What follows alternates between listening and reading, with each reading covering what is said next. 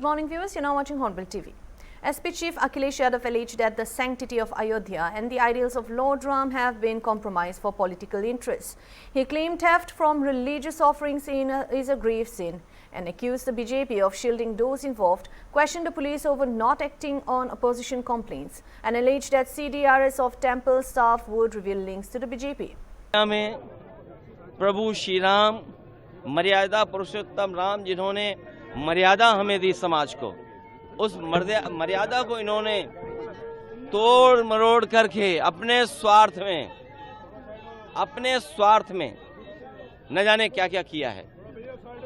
और फिर एसआईटी बना करके आज तो घर घर गांव-गांव चर्चा है कि इन्होंने जो चंदा को लेकर के काम किया है, चढ़ावे को लेकर के काम किया। हमारे धर्म में, सनातन धर्म में चढ़ावे की चोरी से बड़ा कोई पाप नहीं है। इन्होंने महापाप किया है। हमारा हिंदू धर्म बहुत, या सनातनी लोग बहुत भावनात्मक हैं, इमोशनल हैं। बहुत सी चीजों में बहुत ज्यादा इमोशनल हैं वो लोग।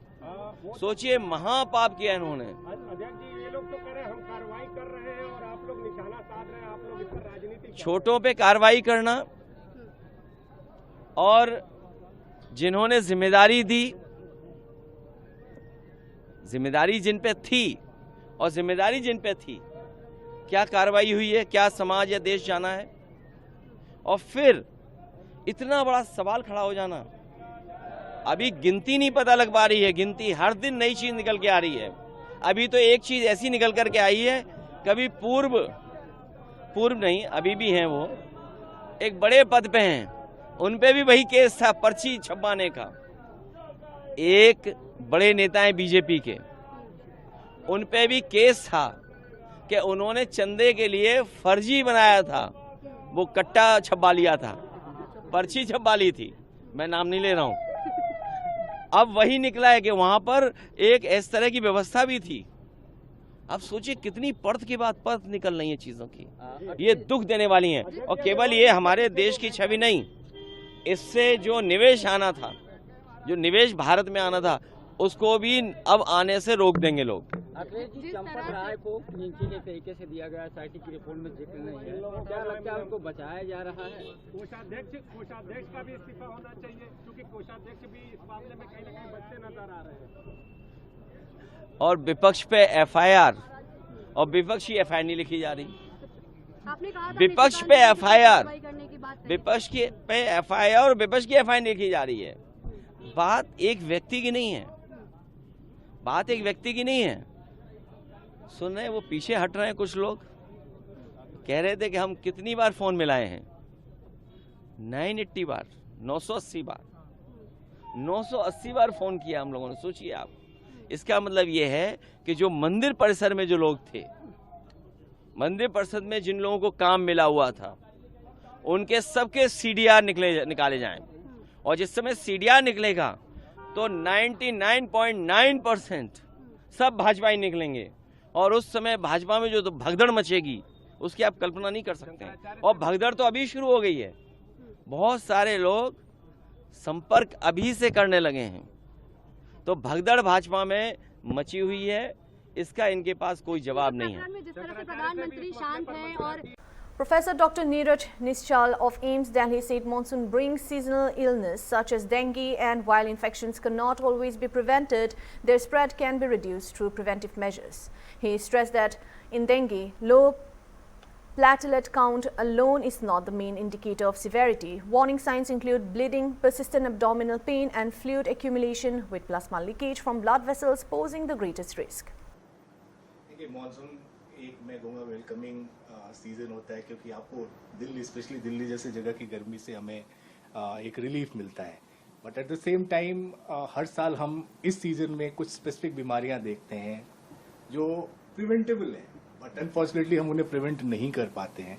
तो मैं कहूँगा कि जहाँ तक पॉसिबल हो, इनको प्रिवेंट करने की कोशिश की जानी चाहिए।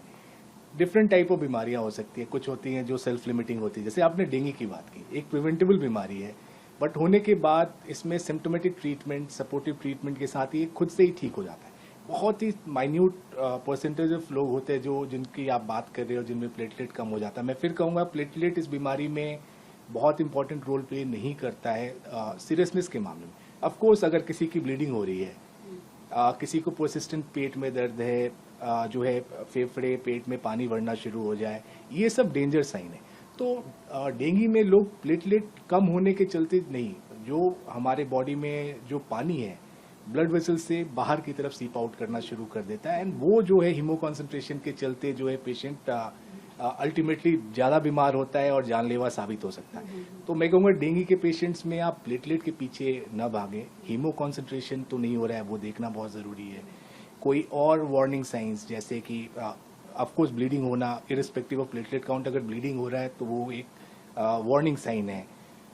चक्कते आने शुरू हो गए, वो एक वार्निंग साइन है। तो मैं कहूँगा प्लेटलेट के पीछे न भागें, अपने आप को हाइड्रेट करके रखें तो आप सुरक्षित रहेंगे। In another news update, JDU National Working President Sanjay Jha said that NDA is united in the Bankipur bypoll, with its candidate receiving Nitish Kumar's blessing and backing from BJP leaders.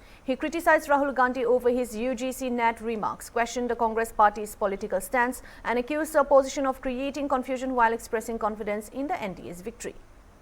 जो candidate का declare हुआ था वो कल नीतीश जी से मिलने गए, आशीर्वाद भी लिया, तो ये मैसेज चला गया। कभी कोई कंफ्यूजन क्यों रहेगा?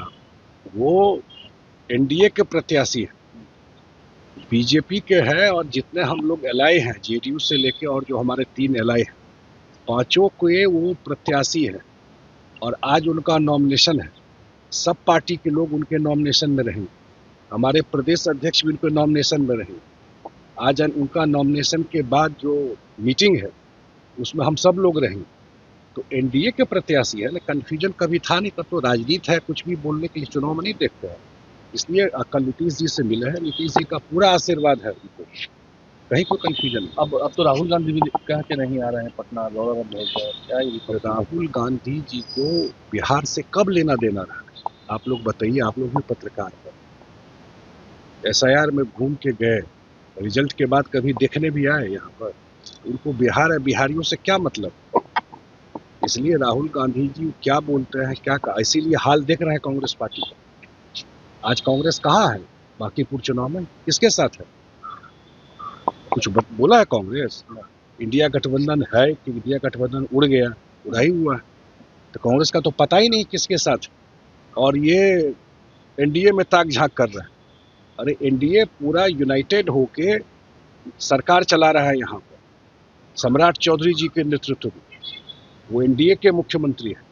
अब पूरा उनको आशीर्वाद और समर्थन नीतीश जी का। सर यूजीसी नेट मामले में जो यूजीसी नेट के पेपर में जो गड़बड़ियां हुई सर, अब राहुल गांधी कह रहे हैं मुझे आइडिया नहीं ऑनेस्टली, अब जब चेक करेंगे तो बताऊंगा। आजकल जब तक वेरीफाई नहीं करेंगे राहुल गांधी जी क्या बोलते हैं आज, कल क्या बोलेंगे, उसका कोई भरोसा नहीं।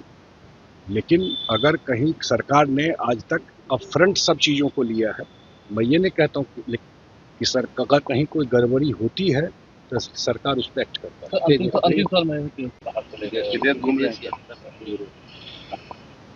भाई कैंडिडेट तो आरजेडी का ही है वहाँ, और जो मुख्य विपक्षी दल है बिहार, पहले भी चुनाव जो प्रत्याशी है शायद पिछली बार चुनाव लड़ी थी, वही लड़ी थी। अभी चुनाव में समय आ ही जाएंगे तब तक विदेश।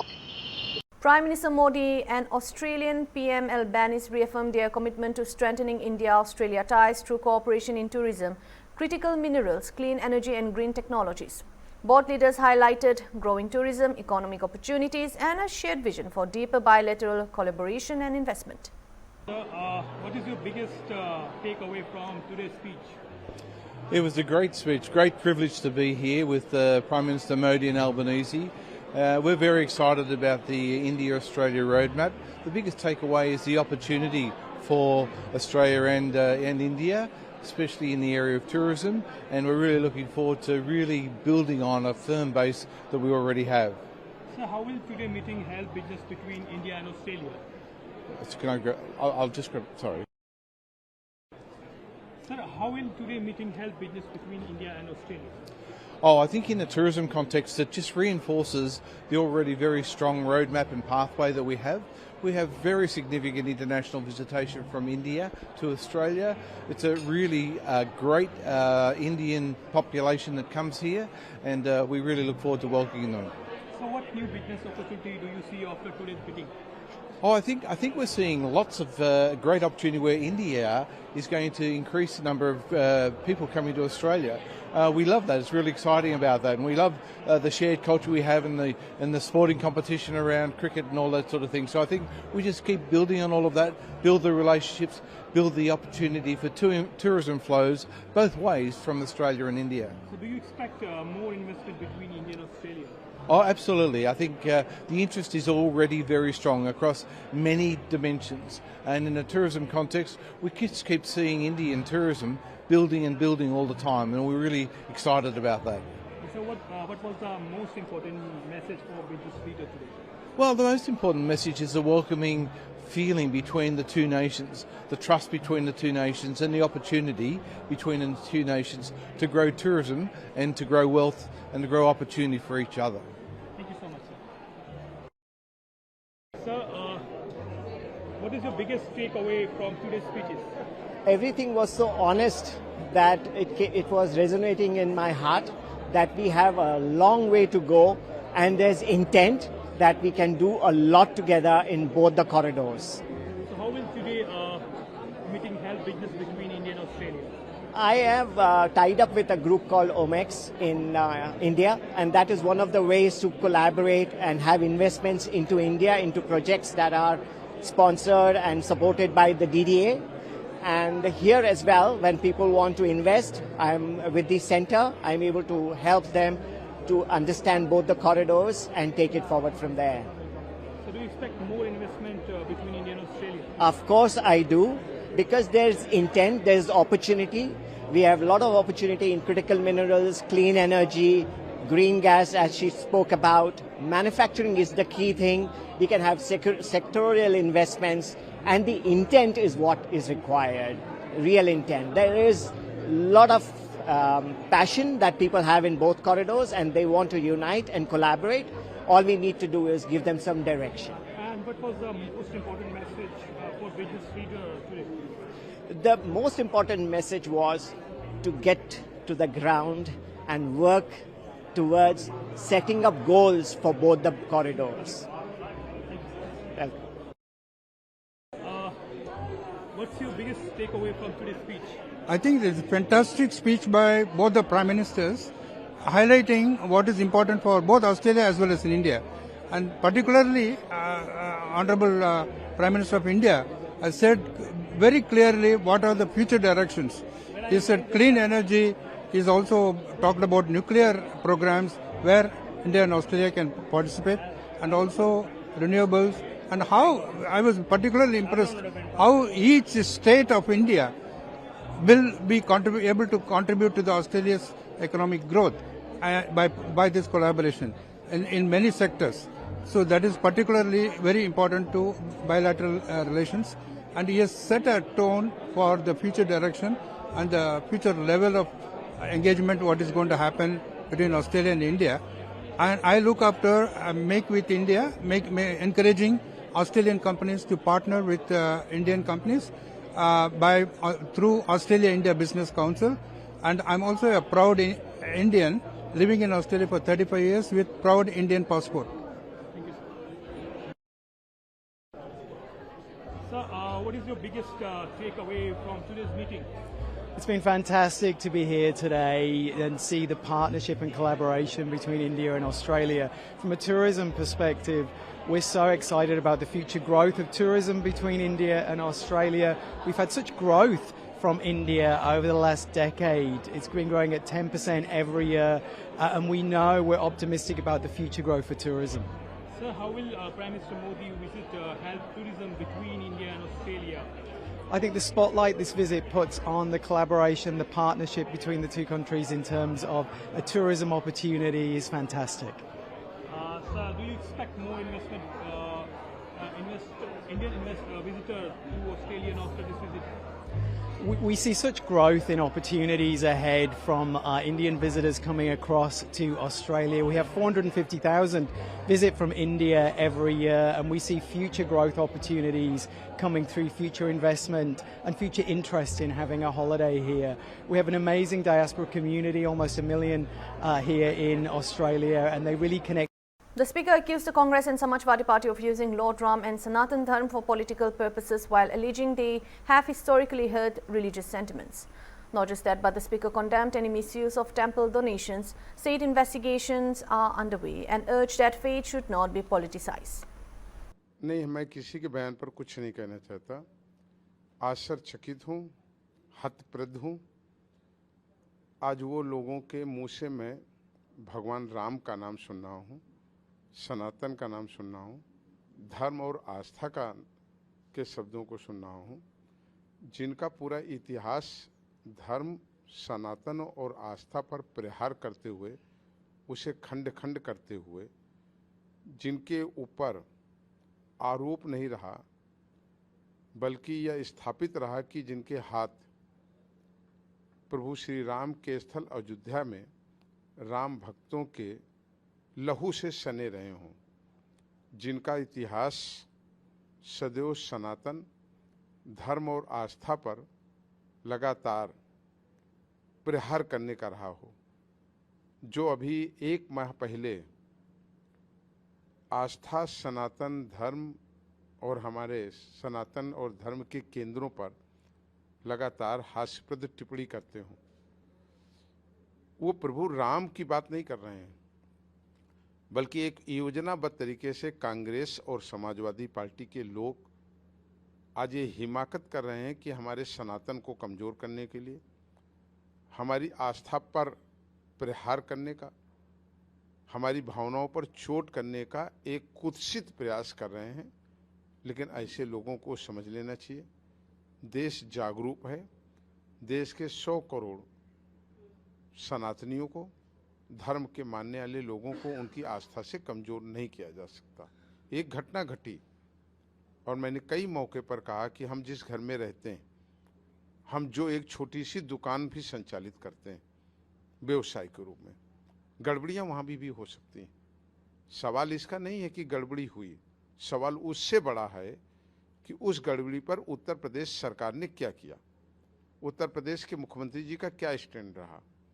जिन लोगों ने कहीं हमारे आस्था के उस मंदिर पर, हमारे भक्तों के चढ़ावे पर कुछ कपट करने का काम किया, आज उसकी वो कड़ी सजा भुगत रहे हैं, वो जेल के शिकंजे के पीछे हैं। सरकार सख्त है, ऐसे लोगों के विरुद्ध कड़ी से कड़ी कार्रवाई हो रही है। हास्यप्रद बात यह है कि ये कलजुगी मारीच, खाल दूसरी शरीर दूसरा, वो प्रभु राम का नाम ले रहे हैं, उसमें आस्था नहीं है, उसमें भावना नहीं है, बल्कि हमारी आस्था को कमज़ोर करने के लिए वो लोग जिन्होंने हमारे धार्मिक स्थलों का, हमारी धार्मिक भावनाओं का हर पल आहत करने का काम किया हो, उनके मुंह से भगवान राम का नाम लेना भी शोभा नहीं देता है। लोग अच्छे से इस बात को जानते भी हैं। उन्होंने कहा कि सनातनी बहुत दुखी हैं। ये कौन से सनातनी हैं? और ये सनातनी हमें सर्टिफिकेट ना दें, जिन्होंने निहत्थे राम भक्तों पर गोलियां चलवाई, जिन्होंने लखनऊ की गलियों में रामचरितमानस को जलवाने का काम किया, जिन्होंने ममता मई माँ सीता के बारे में अशब्द बोला, जिन्होंने हमारी उस माँ गंगा को, जिसकी एक बूंद भी हमारे घर में आ जाती है तो घर को और हम अपने को धन्य और पवित्र मानते हैं, उस गंगा माँ को नाला कहा हो। आपको अच्छा लगता है उनके मुंह से ये निकले हुए शब्द? मैं उनसे कहूँगा, राजनीति, नाटक, आस्था से दूर रखें। उनके 1 महीने पहले के बयान इस देश के 100 करोड़ सनातनियों ने सुने। वहीं उन्होंने के आरोपों को पूरी तरह से झूठा और दुर्भाग्य बताया। नहीं, इससे आप इनकार नहीं कर सकते कि टिन्नू यादव SIT की जांच की रिपोर्ट के आधार पर जेल में है। तो कोई मुलजिम है, वो जेल गया है, बाकी पे इन्वेस्टिगेशन हो रही है। अगर प्रारंभिक प्रथम दृष्टया में किसी के प्रति इन्वेस्टिगेशन ऑफिसर को, IO को कोई मजबूत तथ्य मिलते हैं तभी वो गिरफ्तार होता है, वो जेल जाता है। तो इस तो स्थापित है कि टिन्नू की यादव की प्रारंभिक जांच में SIT को ऐसे कुछ तथ्य मिले होंगे जिनके कारण वो जेल में है। बाकी पर SIT ने अभी अपनी जांच को क्लोज नहीं किया, इन्वेस्टिगेशन हो रहा है। तो इसलिए हम उसके आगे नहीं बोलेंगे। जो खुद जांच की प्रक्रिया में अभी जो चीज़ें हों, अंडर इन्वेस्टिगेशन हो, तो उस पर हमें कोई टिप्पणी नहीं करना। जांच पूरी हो जाने दीजिए। बहुत सारी चीज़ें, बड़े आश्चर्यजनक चीज़ें देश समाज देखने का काम करेगा।